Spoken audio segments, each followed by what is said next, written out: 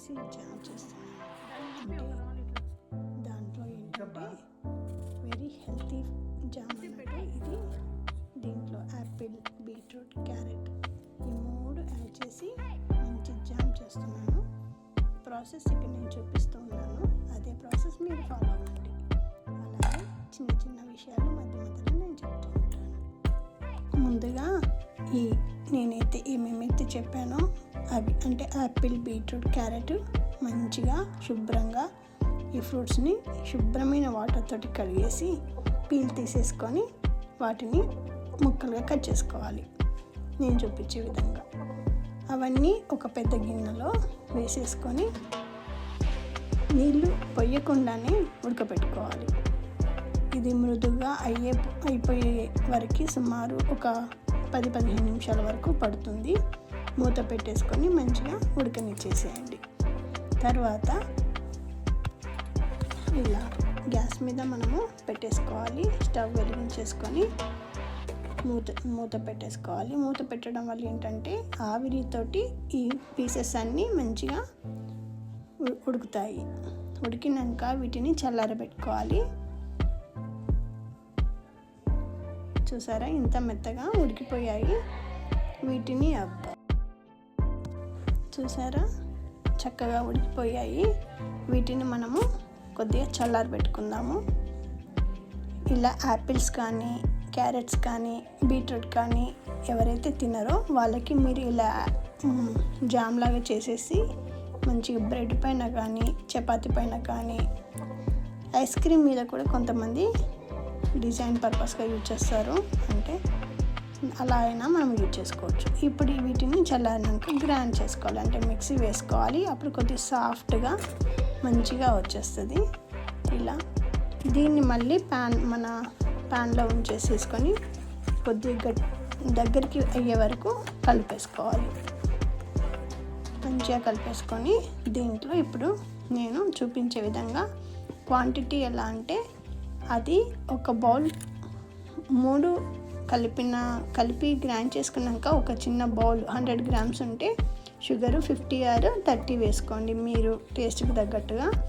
నేను ఇక్కడ brown sugar and white sugar 2 కలిపి చేస్తున్నాను. మీరు బెల్లంతో కూడా చేసుకోవచ్చు, బెల్లం కూడా యూజ్ చేయొచ్చు. అంటే ఇలా మంచిగా కలిపేసుకొని కొద్దిసేపు ఇలా కలపడం వల్ల ఏమవుతుందంటే షుగర్ అనేది మెల్ట్ అయిపోయి మనం గ్రైండ్ చేసుకున్న మిక్సీ చేసుకున్న ఈ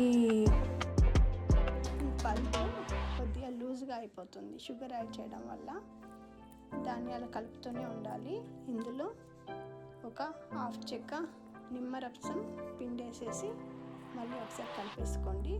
దాంట్లో దాల్చిన చెక్క కూడా వేయాలి మనము మిక్సీ చేసే ముందు. దానివల్ల ఫ్లేవర్ అనేది కొద్దిగా మంచిగా ఉంటుంది. అండ్ ఒక 1/2 స్పూన్ ఆర్ 1/2 స్పూన్ సాల్ట్ కూడా యాడ్ చేయాలి. దీన్ని చక్కగా కలిపేసుకోండి. ఇప్పుడు మనము బీట్రూట్ తీసుకుందాము. బీట్రూట్ని చిన్న 1/2 పీస్ ఒకటి తీసుకోండి, ఎందుకంటే కలర్ కోసమని. బీట్రూట్ వేయకపోతే కలర్ మీకు ఆరెంజ్లో ఉంటుంది, వేస్తే కలర్ చేంజ్ అయిపోతుంది. అండ్ కలర్ మనము ఆర్టిఫిషియల్ కలర్స్ ఏవి యూజ్ చేయకుండా ఇక్కడ ఓన్లీ ఫ్రూట్సే యూజ్ చేసాము. దీనివల్ల ఏంటంటే మంచి హెల్తీ ఫుడ్ మనం బయట కాకుండా ఇంట్లో తయారు చేసుకోవడం వల్ల పిల్లలకి కొద్దిగా మంచి ఆహారం మీరు ఇచ్చినట్టు ఉంటుంది. ఇది సేమ్ బయట మనం తీసుకున్న జామ్ ఏదైతే కొంటామో అలానే టేస్టీగా ఉంటుంది. ఇంట్లో మీరు ట్రై చేయండి. పిల్లలకి ఆరోగ్యమైన ఫుడ్ మీ చేతులారా మీరు పెట్టండి. కలపడం వల్ల ఏంటంటే కలర్ అనేది మొత్తము కలిసిపోతుంది. అంటే బీట్రూట్ అనే కలరు ఈ ఆరెంజ్లో కలిసిపోయి కలర్ చేంజ్ అయిపోతుంది.